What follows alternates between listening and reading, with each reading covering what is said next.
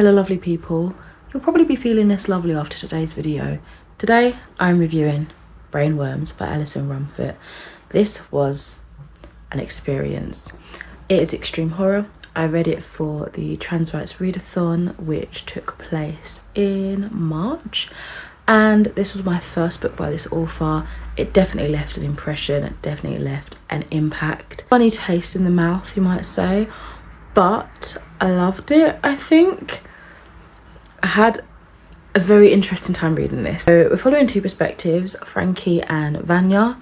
With Frankie, a transphobic woman bombs her place of work, and as the media descends like vultures, Frankie tries to cope with the carnage, scraping up as much of her life together as she can and kind of restarts. She's not doing maybe the best, the healthiest coping mechanisms. She's having sex with random strangers. She's getting deeper into the kink world, doing things that are incredibly reckless and aren't super safe for her body and her well-being. She's binge drinking, she's pushing her friends away, but then she meets Vanya, who is mysterious and alluring and is everything that Frankie is suddenly attracted to. They kind of stumble into this relationship that is quite toxic, quite manipulative.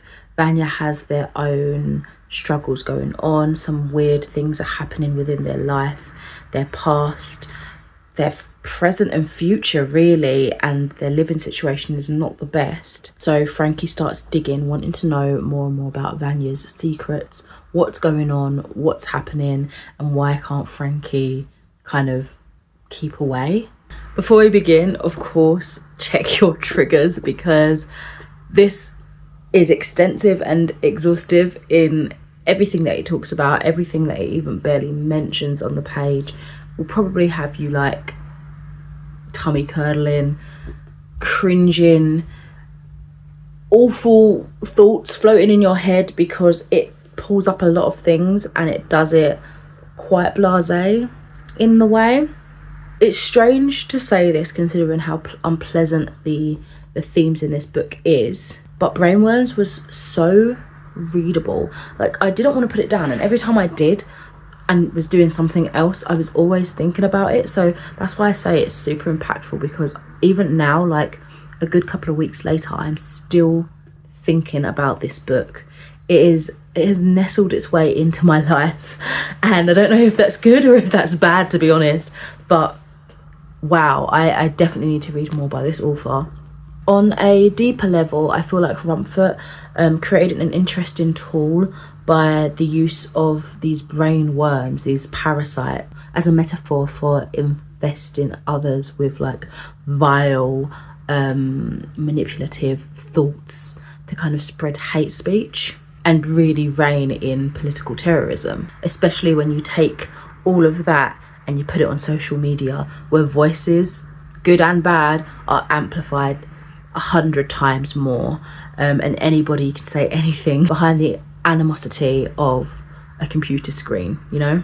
It felt very poignant for today, very clever, but oh my gosh, was the whole descriptions of the literal brain worms and the more bizarre conversations and entities, I guess you could say, that was so disgusting. I mean, that's the point of extreme horror, right? That's the extreme part of extreme horror. But wow, I was taken aback by how clever I found the metaphors to be, but then equally so disgusted at what I was reading on the page of how grim things were. It was absolutely vile. Rumfitt's writing style is super visceral. It feels like every word, every descriptor is embedding itself within your flesh, and it's very uncomfortable and it's very extreme, but it packs a punch. My face was twitching, I was gagging, my stomach was curdling with the effect of the words on the page and the writing style kind of burrowing under the skin, you know? I was breathless with disgust, shock and disbelief, yet I needed to know what happened next. I needed to find out how Frankie and Vanya's stories ended. Those two's characters were so flawed, so toxic. They were not good for each other.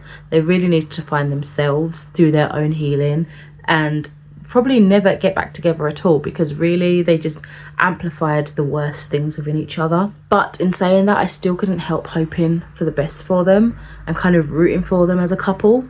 It was so strange because it was such a twisted, inappropriate relationship. Some of the scenes, particularly from Vanya's point of view, were definitely experimental in writing style, and I must say those are the times where things went right over my head. It was kind of confusing. I didn't really know what was happening, what was going on, and it felt like a dream sequence, because I guess that's, from Vanya's perspective, that's what it was in a way. But coming in as a reader, it just added this layer of obscurity and confusion, like shrouding the story that was already so strange and had a fine line between, right, is this real? Are they actually seeing this? Or is this now the content of that character's mind and how they're perceiving things, right? So this like dream sequence example just kind of made that a little bit more confusing for me. I thought it was interesting, and I enjoyed reading it, and especially on reflection now, after we had our characters kind of talk through that specific scene, it kind of added more to the story, and I was like, oh, okay, that makes sense. But at the time of reading it, I was like, what is going on? And even though it did become a bit more understandable once we had that reflection chapters, like a couple of chapters later on, I still feel lost in general with some of the finer points that was discussed within that strange chapter thing. I don't know if that's making much sense.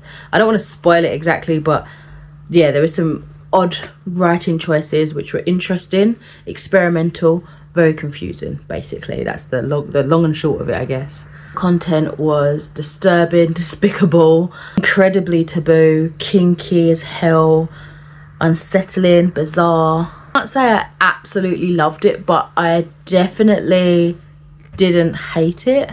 I most likely be thinking about this book for a long time. Definitely want to try out more of the author's works. Want to try out more books in this kind of genre, I guess. I had a really interesting time reading this, and I'm left, I don't know if I want to say like a changed person, like that sounds really dramatic, but I'm left slightly different, less innocent than how I went into the story. It was body horror done exquisitely well, and more than just that on its own, it's had some incredibly thought-provoking topics regarding trans, terrorism in political spaces, and how they can manipulate via social media, the kink world in general, and interesting character studies on not very nice people doing not very nice things. Yeah, this was a very interesting read, and I think I'd recommend it if you've got the stomach for it, if you've checked your trigger warnings. Yeah, I'm glad I read it, that's for sure. Anyway, let me know if you have read Brainwyrms by Alison Rumfitt, or if you have read Tell Me I'm Worthless. That's the book I think that came out before this one. I'd love to go back and try that one, but for now I will leave you with, my cat is chasing her tail. Elsa, what are you doing?